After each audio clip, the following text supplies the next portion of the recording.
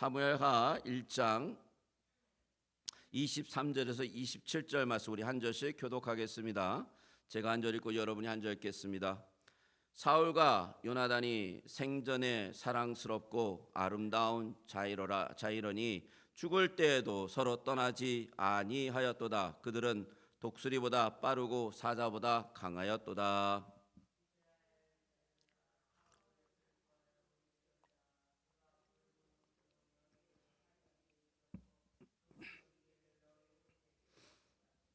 오호라, 두 용사가 전쟁 중에 엎드려졌도다.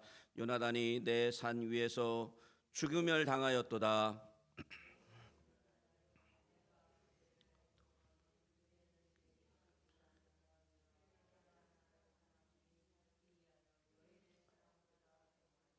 (27절) 같이 읽겠습니다. 시작. 오호라, 두 용사가 엎드려졌으며 싸우는 무기가 망하였도다 하였더라. 아멘. 잠시 기도하겠습니다. 하나님, 오늘 다윗에 관한 5번째 설교를 합니다. 주님, 오늘 이 말씀 애통은 생명의 시작이다라는 말씀으로 우리가 은혜를 받을까 합니다. 주님께서 함께해 주시옵소서. 예수님의 이름으로 기도 올립니다. 아멘. 다윗은 사울과 요나단의 죽음을 애통했습니다.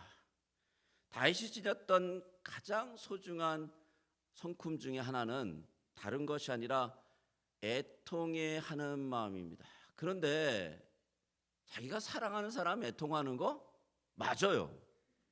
당연하죠. 마음이 가니까. 그런데 자기가 사랑할 수 없는 사람을 애통하는 거, 이건 굉장히 힘든 일입니다.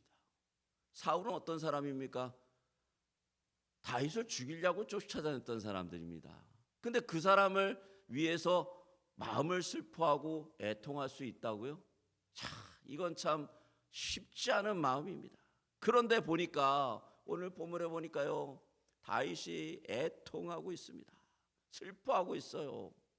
여러분, 이 애통이라는 것은요, 이거는 인간이 가질 수 있는 마음 중에 최고의 마음이고, 사실은 이거는 하나님의 마음이에요. 하나님의 마음.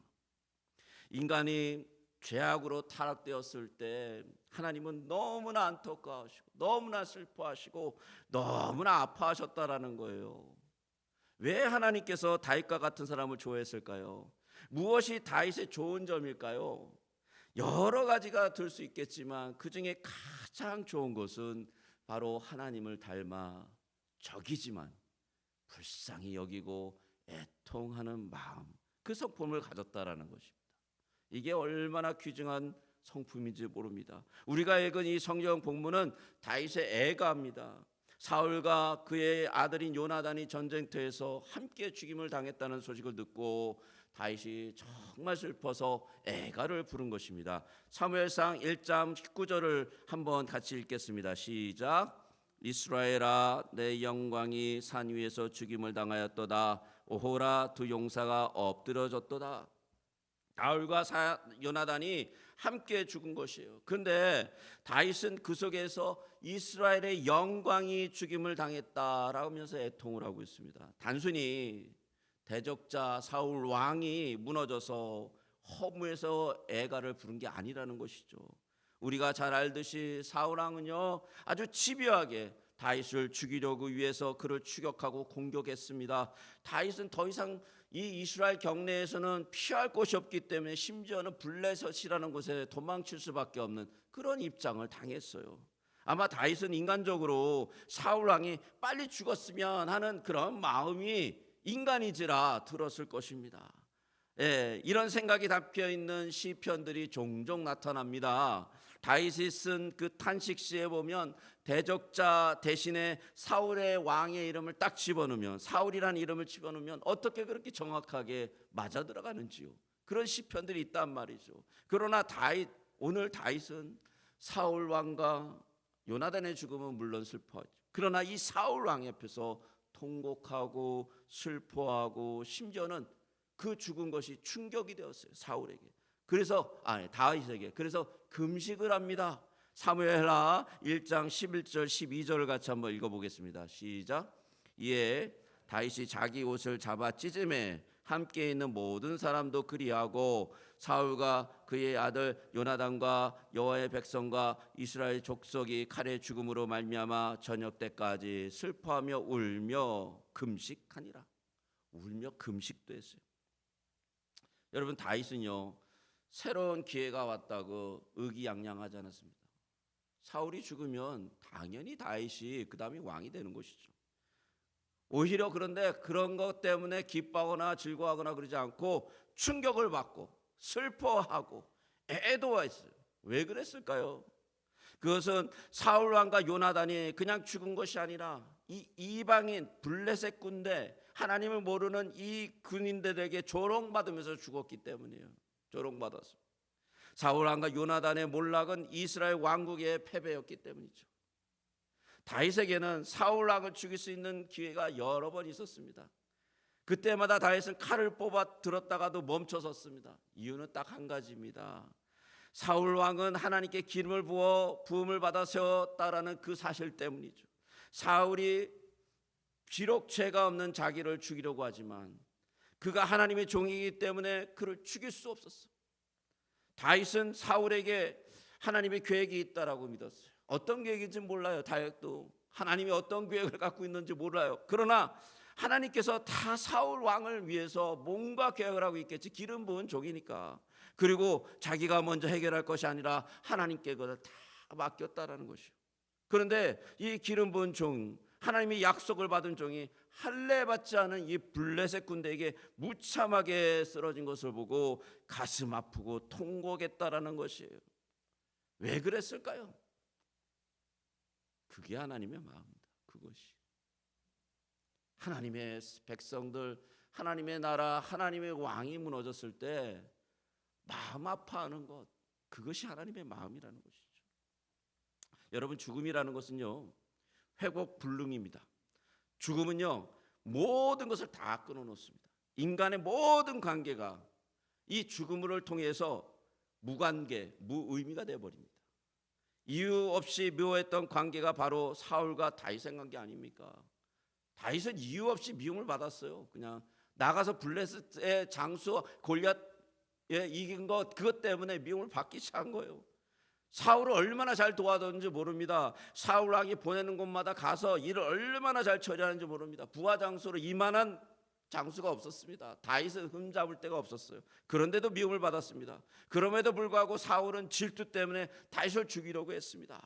이런 사울을 다윗은 어떻게 받아들였을까요? 어떻게 이해했을까요? 시편에 나타난 다윗의 대적자들을 향한 다윗의 분노와 심판과 저주를 보면요 심각합니다. 다윗은 사울에 대해서 그런 감정이 있었을 거예요. 다윗은 자신의 그러나 감정보다 하나님의 뜻, 하나님의 섭리, 하나님의 통치를 기다리고 바랬어요. 그래서 사울이 이 죽음을 통해서 다윗의 그 숨겨놨던 그 감정의 뜻이 그냥 무너진 거예요. 여러분, 다윗과 사울은요 사실 장인과 누굽니까? 바로 사위의 그런 관계예요. 그거보다도 더 좋은 관계는 뭡니까? 자기의 베스트 프렌드 요나단이잖아요. 이 요나단은 사울의 왕의 아들이잖아요. 어떻게 보면 자신의 아버지와 같은 존재가 사울이었다라는 것이죠. 너무나 가깝게 지낼 수 있고 너무나도 친근한 사람이 될 수 있는 법한 사울이 실제로는 너무나 두렵고 너무나 싫고 평생의 대적자로 살 수밖에 없었던 그런 관계였다는 거예요. 그 안에 얼마나 많은 아픔과 슬픔이 가득했을까요? 마음이 얼마나 쓰라렸을까요? 저는요 이 사울과 다윗의 이 관계 속에 그 마음 속에 쌓였던 그 억울함, 그 아픔을 보면서 하나님의 마음이 이러지 않았을까? 죄로 인해서 무너지고 죄로 인해서 질투로 인해서 자기의 장인이자 자기 친구의 아버지인 사울이 무너지는 걸 보면서 감정이 추스려지지 않은 거예요. 다윗이 더 이상 다윗이 울 수밖에 없었던 것이죠. 복받쳐 울 수밖에 없었던 거예요. 삶이 망가지고 삶의 소망이 없어지고 삶의 의욕이 없는 죽음을 보면서 당연한 감정이라는 것이, 이게 하나님의 감정이라는 것이죠. 다윗은요 철저하게 하나님의 성령에 의해서 감동되고 있는 것입니다. 여러분, 요즘은요 감동이 없어졌어요. 아니요, 더 정확히 얘기하면 애통이 없어졌어요. 사회가 망해가고요, 영혼이 죽어가고요, 교회가 힘을 잃어가고요, 정의가 사라졌는데도 울지 않아요. 교회가 텅텅 빕니다. 예전에는요 이렇지 않았습니다. 어떤 일이 있잖아요. 1차 대전, 2차 대전 일어나면 사람들이 꽉꽉 모여왔어요. 근데 요즘은요 재난이 일어나도, 엄청난 재난이 일어나도 사람들이 와서 하나님 앞에 울지 않습니다. 요즘 시대를 보면서 감정이 메말라가는 시대구나, 애통하지 않는 시대구나 라는 걸 저는 느낍니다. 여러분, 애통하는 것은요 사실 하나님의 감정이에요. 하나님이 얼마나 애통하셨는지 모릅니다. 그 애통이 예수 그리스도를 십자가에 세울 수밖에 없었던 거죠. 이 죽어가는 죄인들을 바라보면서 마음 아파서 그냥 내둘 수가 없어서 울음으로, 자신의 슬픔으로, 아픔으로 자기 아들을 드린 거잖아요. 예수님은요 그 부분에 대해서 바울이 이렇게 표현하더라고요. 자기가 울면서 자기의 제사를 드렸다. 예수님 그렇게 표현하죠. 예수님을. 하나님께서는 죄로 무너지고 질투와 시기로 망가진 영혼들을 보면서 슬퍼하십니다. 그 어려움과 아픔을 여러분 하나님이 주시는 마음으로 애통해야 하는 것이 애가예요. 바로 바울이 그걸 하고 있는 것이, 다윗이 그걸 하고 있는 것입니다. 우리의 감정과 우리의 아픔이 하나님 앞에 상달될 때 하나님께서는 그 아픔을 받고, 내 마음속에 그 아픔을 받고 하나님께서는 우리에게 기쁨을 허락해 주십니다. 놀랍게도. 여러분, 나를 대적하는 사람들이 넘어졌을 때 우리는 어떤 생각을 합니까?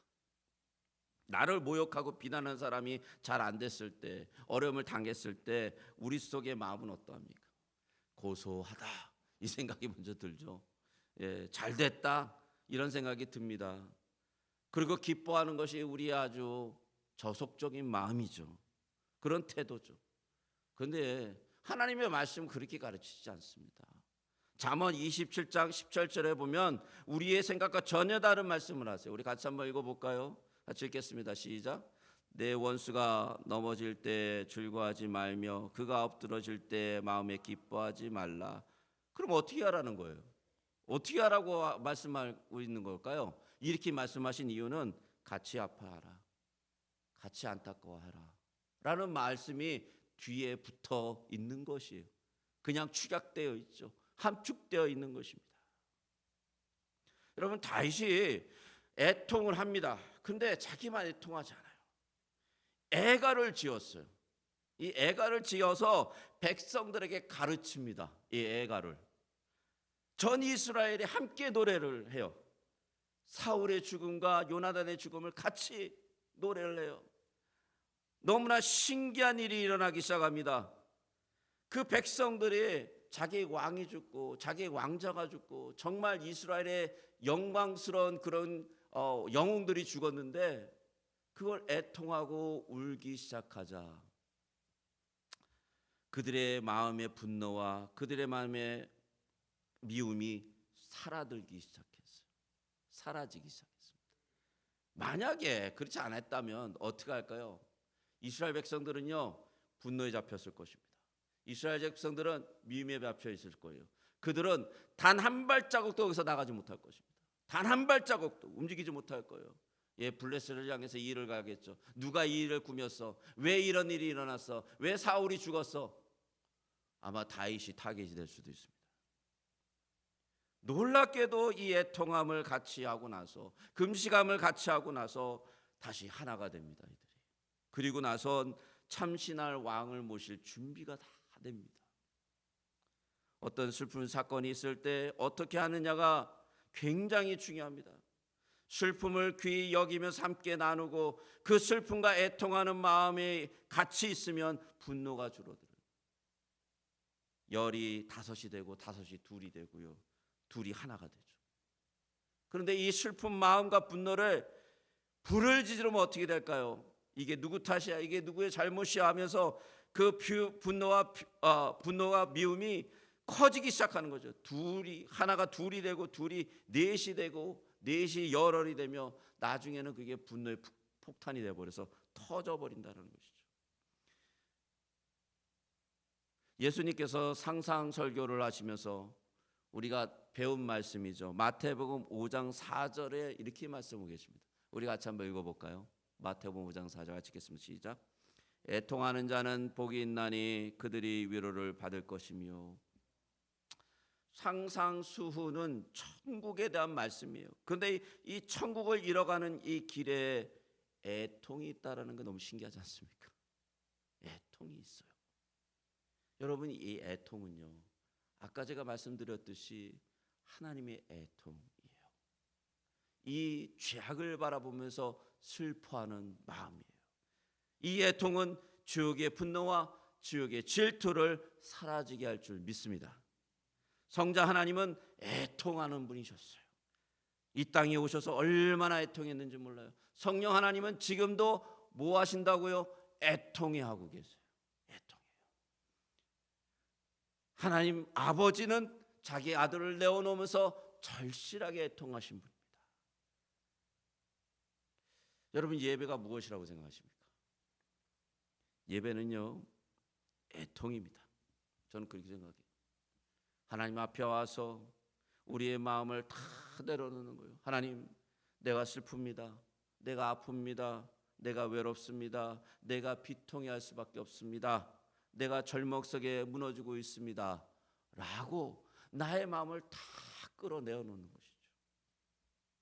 하나님 앞에 이렇게 다 끌어내어 놓으면 하나님은 그 아픔을 다 품어주시고, 그래, 나도 너의 슬픔을 안다, 나도 너의 어려움을 안다 하고 품어주신다는 거죠. 그렇게 예배가 진행되면서 우리는 그 안에 예수 그리스도의 놀라운 사랑과 예수 그리스도의 그 놀라운 은혜가 경험되기 시작하는 것이죠. 그게 예배이죠. 우리의 미움과 분노와 상처기가 하나님의 영광과 기쁨과 감사로 바뀌는 놀라운 일이 일어나는 것이죠. 우리가 예배 드릴 때마다 우리는요, 애가를 불러야 돼요. 하나님, 하나님, 마음을 부러지지며 죄악을 바라보며 죽어가는 자를 바라보며 절망 속에 빠져있는 자를 바라보며 애가를 부르는 것입니다. 하나님 앞에 이것을 터뜨려야 됩니다. 우리의 통곡을 받아주시고 그 아픈 마음을 싸매주시며 하나님께서 역사하셔서 그런 자들을 구원하실 것입니다. 사랑하는 벨리 중앙교회 성도 여러분, 이 시대는 감정이 점점 말라가고 있습니다. 이 시대는 거칠어지고 있습니다. 애통하는 사람이 없어지고 미움을 부추기며 분노를 부추기는 사람만 많아지고 있습니다. 여러분, 이 시대에 여러분이 우는 자 되시길 주님의 이름으로 축복합니다. 울 때 삽니다. 애통할 때 생명이 시작될 것입니다. 오늘 이 저녁에 우리가 애통했으면 좋겠어요. 어떤 애통을 해야 될까요? 하나님 나라가 이곳에 가득하게 해주십시오. 하나님, 우리 가정들이 일어서기 원합니다. 아름답게. 하나님 나라가 우리 성도들 영혼에 임재하기 원합니다. 주님의 영광이 드러나기 원합니다. 우리 애통해야 됩니다. 우리 같이 찬송가 한 장 하고 같이 기도하겠습니다.